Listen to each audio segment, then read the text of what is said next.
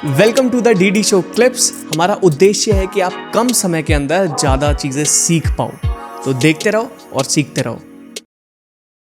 Sir एक और चीज़ है, SWP क्या है ये? SWP आपकी ऑडियंस के लिए हाँ बता दीजिए। बर्बाद हो जाएंगे। फिर भी क्यों इन्वेस्ट ना करते, गलती से कहीं से टर्म पता लगी और इन्वेस्ट कर ले। SIP और SWP या STP ये सब म्यूचुअल फंड में एक ट्रांजैक्शन के तरीके हैं। SIP हो गई, आप हर महीने आप उसके अंदर में पैसा इन्वेस्ट करते हैं रिकरिंग फॉर्म में। SWP हो गया, हर महीने मैं वापस लेता हूं, कंपनी को मैं लिख के देता हूं कि मुझे इतने इतने रुपए दे दिए जाए। कंपनी उतने उतने रुपए दे देगी, कितना रिटर्न आया इससे कोई लेना देना नहीं। इससे कोई लेना देना नहीं, ठीक है। सो SWP यंग एज में करना ही नहीं चाहिए। तो SIP SWP में फिर SIP ही सबसे बेस्ट है। आप वेल्थ क्रिएट कर रहे हो ना। मैं आपसे कहूँ, आपने एक FD की और वहाँ से आप इनकम ले रहे हो, हर महीने मुझे पैसे मिल जाए, मैं थोड़ा सा उससे मैं मूवी देख लूँ, वेल्थ बनेगी? कभी नहीं बनेगी। तो यंग एज में SWP काम नहीं आनी। ठीक है। ETF के बारे में क्या कहना है आपका? ETF में अभी क्या है, बहुत छोटी मार्केट है ETF की, और कई बार मार्केट में जब वॉलेटिलिटी रहती है तो आपको बायर नहीं मिलता, लिक्विडिटी की प्रॉब्लम्स आती हैं। दूसरा, मार्केट में आपको ETF हो चाहे म्यूचुअल फंड हो, इनके बारे में आपको खुल कर के चीज़ें सामने नहीं आती हैं। आपको पता करना पड़ता है कि इनका ऑब्जेक्टिव क्या है, इन्वेस्टमेंट स्टाइल क्या है, फंड मैनेजर का स्टाइल ऑफ इन्वेस्टमेंट क्या है, रीपोजिशन किया है उसने तो क्या है, आज की डेट में फोकस क्या है कंपनी का। ये सारी चीज़ें ऑफलाइन है, दीज आर नॉट ऑनलाइन। आप फंड मैनेजर्स की जो फैक्ट शीट आती है फंड हाउसेस की, वो देख करके ऑब्जेक्टिव का अंदाज़ा तक नहीं लगा सकते। मैं एग्जांपल देता हूँ, आर्बिट्राज फंड, आप आर्बिट्राज इक्विटी सेविंग्स फंड, या फिर मैं बात कर लूँ बैलेंस्ड एडवांटेज फंड कैटेगरी, या फिर इक्विटी लार्ज कैप, इन सब का अगर ऑब्जेक्टिव देखें तो मैक्सिमम कंपनी में ऑब्जेक्टिव सेम लिखा है। ये डिफ्रेंशिएट कैसे करेंगे? इनको पता ही नहीं चलेगा कि इसके अंदर क्या स्टाइल ऑफ इन्वेस्टमेंट है।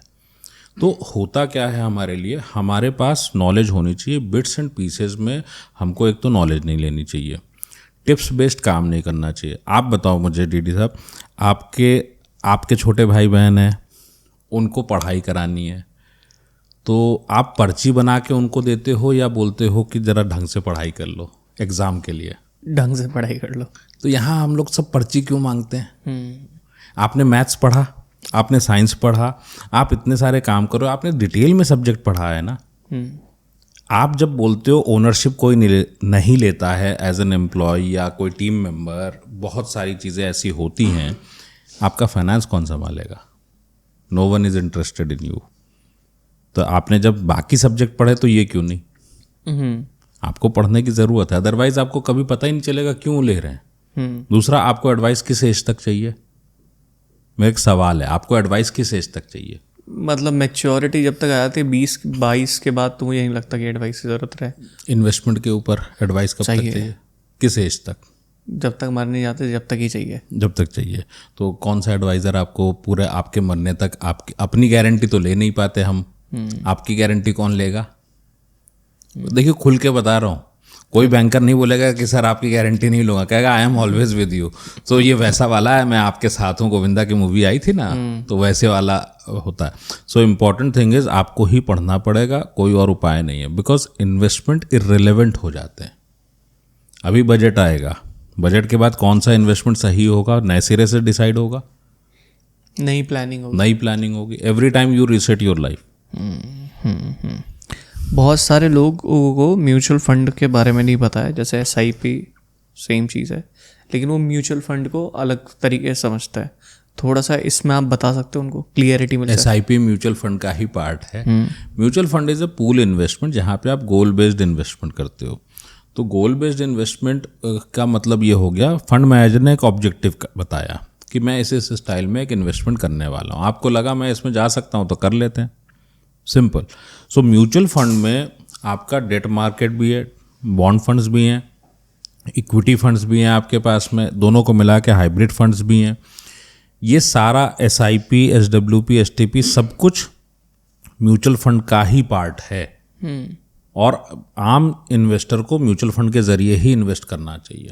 सो इसमें क्या है, आप डायरेक्ट इक्विटी में आप इन्वेस्ट कर रहे हो, आपको बिजनेस की समझ होनी चाहिए कि डायरेक्ट इक्विटी कैसे चलेगा, बिजनेस अच्छा चल रहा है या नहीं। मैं एग्जांपल दे रहा हूँ, अगर आप मोज़र बेयर आपने ख़रीदा होता पुराने समय में, तो आपको कब एहसास होता कि सीडी की कंपनी बंद हो रही है या ब्लैकबेरी बंद हो रही है। बट दे नो, वो बड़े शेयर होल्डर हैं, 10-10 हज़ार करोड़ एक एक फंड में हैं, तो उनके लिए तो प्रेजेंटेशन भी करेगी कंपनी, हमें आपको नहीं बताएगी। सो ये सारा एक्सेस जो इन्फॉर्मेशन का है म्यूचुअल फंड के पास में होता है। Mutual fund is the safest route for normal investor, क्योंकि अदरवाइज कंपनी, अगर आप शेयर्स में डायरेक्टली जाते हो तो वो बहुत बड़ी प्रॉब्लम है। So it's an indirect investment into shares mainly. Got it.